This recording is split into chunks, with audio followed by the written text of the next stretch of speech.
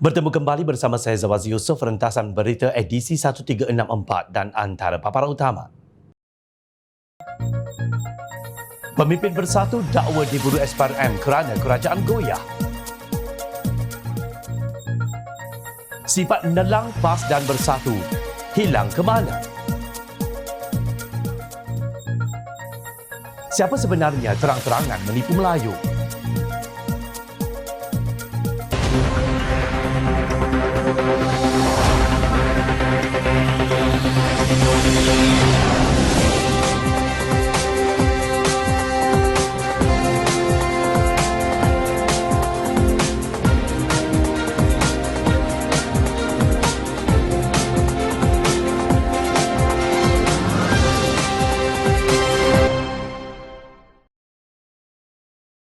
Assalamualaikum dan salam sejahtera. Setiausaha Agung Bersatu Datuk Seri Hamzah Zainuddin dilaporkan hadir di Pejabat Suruhanjaya Pencegahan Rasuah Malaysia SPRM petang kemarin selepas ahli perniagaan Sim Chu Tiam didakwa di Mahkamah Session Kuala Lumpur. Hamzah mendakwa kes pertuduhan di mahkamah membabitkan ahli perniagaan tersebut yang turut mengaitkan namanya bertujuan untuk merosakkan nama baiknya Bersatu dan juga Perikatan Nasional. Itulah yang janggal dan menghairankan saya, kenapa nama saya disebut sedangkan saya tiada pembabitan langsung. Bila diperhalusi keempat-empat pertuduhan tersebut, ia menyebut bahawa suapan adalah untuk mendapatkan apa-apa projek milik agensi-agensi di bawah Kementerian Dalam Negeri KDN. Jadi apakah projek yang menjadi hal perkara rasuah yang dimaksudkan? Jelas pertuduhan sebegitu sengaja diada-adakan dan dibuat sebegitu rupa untuk mengheret nama saya dalam perkara yang tidak langsung membabitkan saya, katanya, lapor utusan online. Menurut Hamzah, tindakan mengaitkan namanya merupakan siri fitnah untuk menekan individu dan ahli perniagaan tertentu supaya memalikkan dan menuding jari terhadapnya demi mencemarkan nama beliau. Dan mendakwa Timbalan Perdana Menteri Datuk Seri Ahmad Zahid Hamidi sendiri sebelum ini secara terbuka menyebut rancangan untuk mewujudkan kluster mahkamah dari kalangan pemimpin Bersatu dan Perikatan Nasional. Saya percaya ini adalah kerana mereka bimbang dengan kekuatan Perikatan Nasional yang mana sokongan rakyat akan diterjemahkan sekali lagi dalam pilihan raya di 6 negeri tidak lama lagi. Saya juga faham ada pihak tertentu yang panik dengan kedudukannya yang sedang goyah ketika ini, tetapi janganlah bertindak sehingga menyebabkan rakyat merasakan SPRM boleh diperalat oleh pemimpin tertentu, tegasnya. Terdahulu seorang ahli perniagaan Sim Chu Tiam didakwa di Mahkamah Session Kuala Lumpur atas pertuduhan meminta dan menerima rasuah berjumlah 15 juta ringgit daripada rakan perniagaan untuk mendapatkan projek daripada KDN. Chu Tiam didakwa dengan 4 pertuduhan mengikut Seksyen 16-A-B Akta Suruhanjaya Pencegahan Rasuah Malaysia SPRM 2009. Menurut laporan media, jumlah itu bertujuan sebagai dorongan kepada Hamzah untuk membantu syarikat HEP Asia Coding Sdn Bhd mendapatkan projek daripada KDN yang diterajui Hamzah. Yang patut berasa janggal dan hairan ialah rakyat yang mengundi Pakatan Harapan pada pilihan raya umum ke-15 yang lalu. Rakyat hairan dengan sikap pemimpin Perikatan Nasional yang tidak sudah-sudah membuat rancangan untuk menjatuhkan kerajaan yang ada mengikut pintu belakang atau lebih tepat disebut sebagai tebuk atap. Walaupun ketika 33 bulan dalam kerajaan mereka telah menyebabkan politik yang tidak stabil dan gagal memperbaiki keadaan ekonomi negara.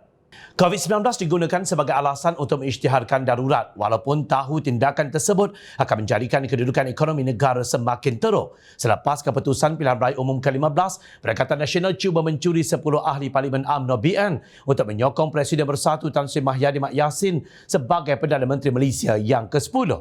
Apabila Yang di-Pertuan Agong Al-Sultan Abdullah Riayatuddin Al-Mustafa Billah Shah mencadangkan perkongsian kuasa menerusi kerajaan perpaduan, pemimpin Perikatan Nasional dengan sombong menolaknya. Selepas pengerusi Pakatan Harapan Datuk Seri Anwar Ibrahim dilantik sebagai Perdana Menteri ke-10 yang turut disokong oleh Majlis Raja-Raja Melayu, pemimpin Perikatan Nasional terus meroyan untuk menjatuhkan kerajaan Yang di-Pertuan Agong ini.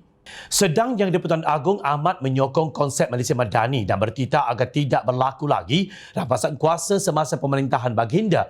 Malang bagi pemimpin Bersatu. Selepas hilang kuasa di Putrajaya, beberapa bangkai penyelewengan dana kerajaan dalam projek Jana Wibawa mula dilihat terapung di atas lautan rasuah, salah guna kuasa dan pengubahan wang haram. Satu demi satu pemimpin mereka diseret ke muka pengadilan termasuk Presiden Bersatu sendiri apabila ratusan juta ringgit mendarat ke dalam akaun parti itu.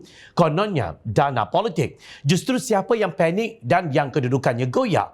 Kononnya kerajaan goyah sebab ada nombor keramat sebanyak 126 yang akan menumbangkannya pada bila-bila masa. Kononnya ada gerombolan ahli parlimen yang sanggup meletakkan jawatan dan pilihan raya kecil diadakan semula. Bagaimanapun, kata pengarah komunikasi amanah Khalid Abdul Samad, acah-acah memiliki bilangan yang cukup itu, memiliki strategi yang jahat dan cukup mementingkan diri. Mereka nak tentukan bahawa kerajaan ini gagal untuk memulihkan ekonomi negara. Kerana jika kerajaan ini stabil, pelabur akan datang.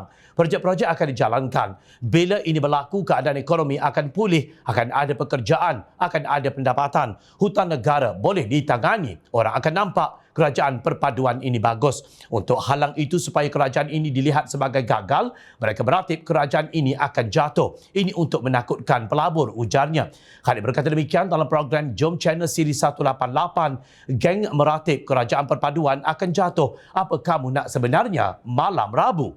Khalid berkata mereka bukan mahu menjadi pembangkang yang membina tetapi pembangkang tak guna yang mensabotaj usaha kerajaan. Menurut beliau, Perikatan Nasional sanggup melihat negara gagal dan terus dalam keadaan kemelisitan. Rakyat tak dapat kemudahan. Jika keadaan itu berlaku, mereka tepuk tangan.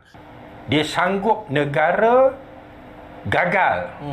Dia sanggup negara berada dalam keadaan kemelisitan. Ekonomi itu sempit, rakyat tak dapat kemudahan, dia tak ada pekerjaan. Bila benda begitu berlaku, dia tepuk tangan, dia seronok. Keadaan ini berbeza dengan situasi Anwar yang cuba mendapatkan semula legitimasi setelah dirampas menerusi langkah Sheraton pada hujung Februari 2020. Justru hari ini apabila diburu SPRM, maka keluarlah pelbagai kenyataan seolah-olah mereka putih bersih dan suci murni dan kerajaan perpaduan pula yang dikatakan goyah. Terimalah takdir ini. Kalau kalian benar-benar pemimpin yang bersih, Allah Subhanahu Wa Taala akan memberi keberkatan. Jika tidak, kalian terimalah balasannya. Kalau kalian bersalah tetapi bebas di dunia, kalian tetap tidak akan bebas di akhirat. Ini kerana pengadilan Allah Subhanahu Wa Taala jauh lebih baik daripada pengadilan manusia. Ketika itu tubuh badan manusia sendiri akan menjadi saksi seperti firman Allah Subhanahu Wa Taala yang bermaksud pada waktu itu kami kuncikan mulut mereka sehingga mereka tidak dapat berbicara. Akan tetapi tangan-tangan mereka akan berbicara tentang apa yang mereka lakukan. Kaki-kaki mereka bersaksi ke mana mereka berjalan saat di dunia dan dosa-dosa apa yang telah mereka lakukan. Surah Yasin ayat 65. Wallahu a'lam. Nampaknya tindakan Timbalan Pengerusi Perikatan Nasional PN Datuk Seri Ahmad Faizal Azumu mencabar Perdana Menteri. Datuk Seri Anwar Ibrahim untuk mendedahkan kekayaannya menunjukkan pengaruh Parti Peribumi Bersatu Malaysia Bersatu semakin merosot sehingga terpaksa tunduk kepada kehendak Pengerusi Gerakan Tanah Air GTA Tun Dr. Mahathir Mohamad. Pengarah komunikasi PKR Lee Chian Chung berkata, PAS juga dilihat sedar bahawa sokongan rakyat terhadap pembangkang semakin pudar sehingga Presidennya Tan Sri Abdul Hadi Awang terpaksa menandatangani proklamasi orang Melayu bersama mantan Perdana Menteri itu. Ahli Parlimen Petaling Jaya itu secara sinis mengucapkan tahniah kepada bekas Perdana Menteri Tun Dr. Mahathir berhubung kepimpinannya dalam Perikatan Nasional PN. Tahniah kepada Mahathir kerana beliau telah pun menjadi Ketua Umum. Presiden PAS Abdul Hadi Awang menandatangani proklamasi orang Melayu bersama Mahathir. Kini Faizal Azumu sebagai pimpinan kanan Bersatu pula mendukung kenyataan beliau. Jelas bahawa pengaruh PAS dan Bersatu dilihat makin merosot sehingga perlu bergantung kepada kekuatan Mahathir. Katanya dalam satu kenyataan semalam seperti dipetik beberapa media.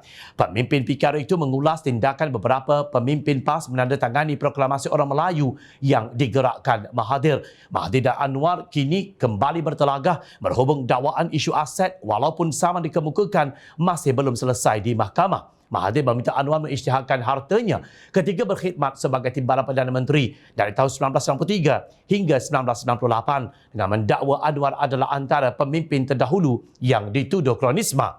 Gesaan itu dilontarkan selepas Anwar mengulangi gesaannya kepada Mahathir supaya mendedahkan berapa kekayaan kroni ahli keluarga dan keluarganya yang kini menjadi subjek saman fitnah 150 juta ringgit oleh bekas pengerusi Bersatu itu. Ahmad Faizal memberitahu media bahawa GTA GTA tidak mungkin dapat bertahan secara bersendirian. Katanya Mahathir mungkin berpengaruh tetapi gabungan itu tidak seperti PN.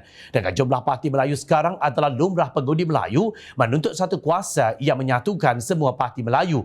GTA adalah seperti cawan kecil. Anda tidak boleh menuangkan segala-galanya daripada cawan besar ke cawan kecil, katanya, sebelum meminta GTA menyokong PN tanpa syarat. Bersatu komited untuk menegakkan hak orang Melayu dan Islam serta untuk semua kaum dan agama di Malaysia. Memandangkan GTA seolah-olah memperjuangkan cita-cita yang sama. Kami mengalu-alukan GTA untuk memberi sokongan kepada kami untuk menyingkirkan mereka yang telah mempermainkan pengundi Melayu pada pilihan raya umum yang lalu, katanya. Chian Chung berkata Ketua Pembangkang PN Datuk Seri Hamzah Zainuddin pula turut terpinggir untuk memberikan ruang kepada Mahathir. Tahniah kepada Mahathir kerana beliau telah pun menjadi Ketua Umum kepada PN, katanya. Selalu Ahmad Faizal atau lebih dikenali sebagai Peja meluahkan pendapat senada dengan Dr. Mahathir apabila mencabar Perdana Menteri mendedahkan kekayaan yang dimiliki ketika Pengerusi Pakatan Harapan PH itu menjana portfolio timbalan Perdana Menteri lebih 20 tahun lalu.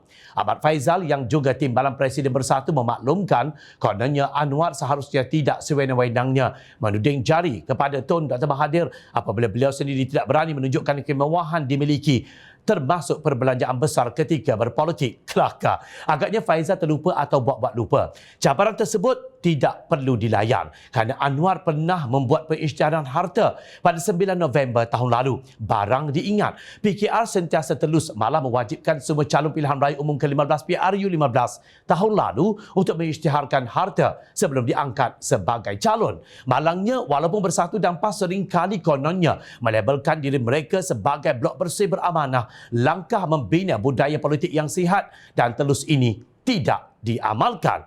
Malah Presiden Bersatu kini berhadapan dengan isu akaun parti yang dilambakkan dengan duit semasa negara berhadapan dengan krisis COVID-19 dan kini perlu menjawab di mahkamah. Rakyat Malaysia, nilailah secara terbuka perangai pemimpin pembangkang yang gemar mencari jalan untuk menjatuhkan Perdana Menteri berbanding menumpukan kepada usaha membangunkan negara. Fokus mereka bukanlah untuk memajukan ekonomi dan meringankan beban rakyat. Sebaliknya, percaturan politik yang bersifat oportunis sanggup bekerjasama dengan sesiapa jua asalkan dapat terus kekal relevan termasuk menunggang bangsa Melayu. Sekejap, apa nama parti yang semua calonnya kalah teruk dan hilang wang pertaruhan ketika pilihan raya umum yang lalu? Juga kononnya Pejuang Bangsa. Tapi terbukti ditolak bangsanya sendiri. Kerana apa? Kerana bangsa Melayu tidak mudah lupa dan tidak akan lupa. Soalan untuk PAS yang Bersatu, ke mana perginya sifat nelang kalian? Sampai sanggup menumpang tongkat dan tunduk kepada sang kalah deposit. Pengerusi DAP Lim Guan Eng berkata Presiden PAS Tan Sri Abdul Hadi Awang begitu terdesak untuk mengacau, menggugat kestabilan, malah memusnahkan Kerajaan Perpaduan. Pimpinan Perdana Menteri Datuk Seri Anwar Ibrahim sehingga terang-terangan menyasarkan bukan Islam dan bukan Melayu. Kini Abdul Hadi menyalahkan mereka sebagai kumpulan perompak terbesar dan mereka yang memberi dan menerima rasuah.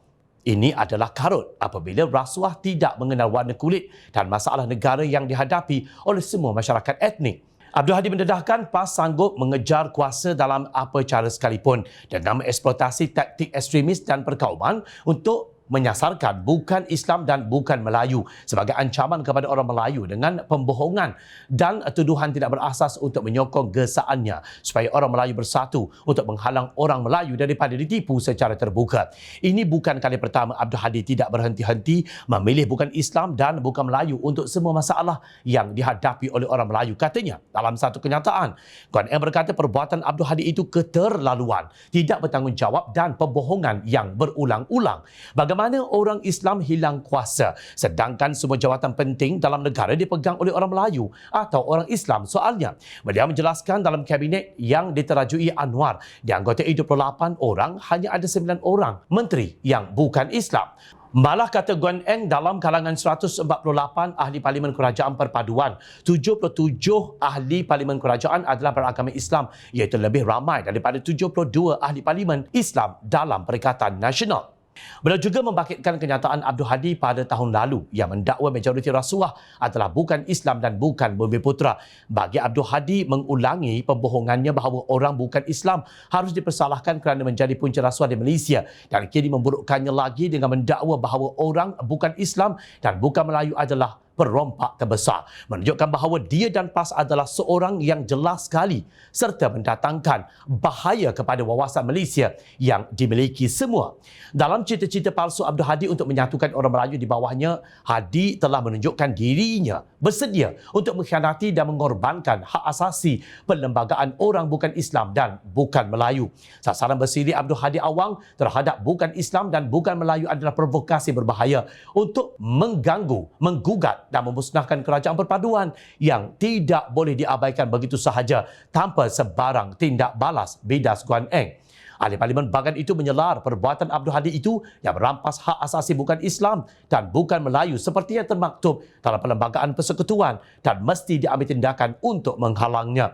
Kegagalan untuk menentang percubaan berbahaya untuk mensabotase, melemahkan dan menggantikan kerajaan perpaduan yang telah memenangi undi percaya di Parlimen adalah sama dengan tidak menghormati Raja dan Parlimen.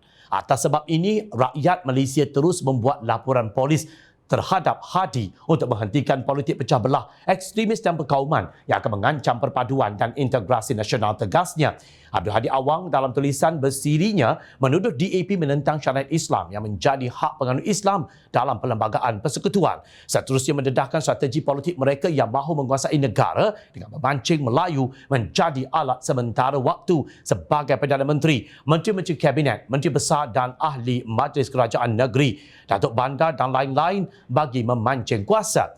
Katanya dalam rencananya yang bertajuk Peranan Kau Menegakkan Islam, kenyataan Abdul Hadi itu seolah-olah DAP yang berkuasa melantik mereka yang kini memegang jawatan penting dalam negara. Beliau jelas memperlekeh peranan yang Di-Pertuan Agong Al-Sultan Abdullah Raituddin Al-Mustafa Billah Shah yang mencadangkan kerajaan perpaduan dan seterusnya melantik Perdana Menteri dan menteri-menteri yang ada pada hari ini. Pengerusi Pakatan Harapan Perak, Datuk Seri Dr. Mujahid Yusof menolak proklamasi Melayu yang ditaja Tun Dr. Mahathir Mohamad itu. Bila bimbang proklamasi Melayu akan mengheret Melayu ke arah kancah politik berorientasikan kebencian, permusuhan, agenda peribadi dan dendam kesumat yang tidak berkesudahan. Sudah-sudahlah, marilah kita orang Melayu semua bertaut atas kepentingan memerangi rasuah, menstabilkan kerajaan dan sudah-sudahlah orang Melayu dimangsakan oleh orang Melayu lain yang mudah lupa, tegas beliau. Namun Abdul Hadi terus mempertahankan pendirian menerusi tulisannya yang bertajuk Rasulullah Teladan Perpaduan Umat yang diterbitkan oleh Harakah Daily 8 Mei lalu. Kaum Melayu dipermain-mainkan dan ditipu secara terang-terangan dalam kejahilan serta kelalaian mereka, kata Abdul Hadi. Beliau juga mengulangi dakwaan bahawa bukan Melayu adalah penyakau dan perasuah.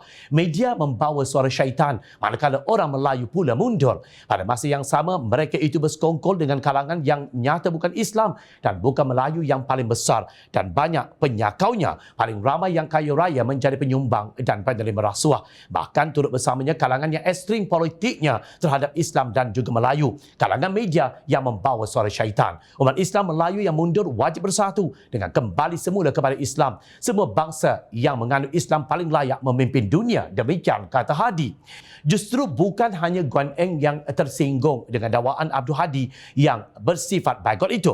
Seluruh rakyat Malaysia yang cintakan perdamaian wajar menolak 100% seruan bodoh Abdul Hadi yang penuh dengan nada hasutan itu. Percayalah apa yang ditulis oleh Abdul Hadi walaupun dihias dengan ayat-ayat Al-Quran bukan ajaran Islam yang sebenar. Beliau hanya sekadar menunggang agama. Jika kita benar-benar menteladani Rasulullah SAW, kita akan sentiasa menjauhi prasangka buruk terhadap orang lain, apatah lagi orang bukan Islam.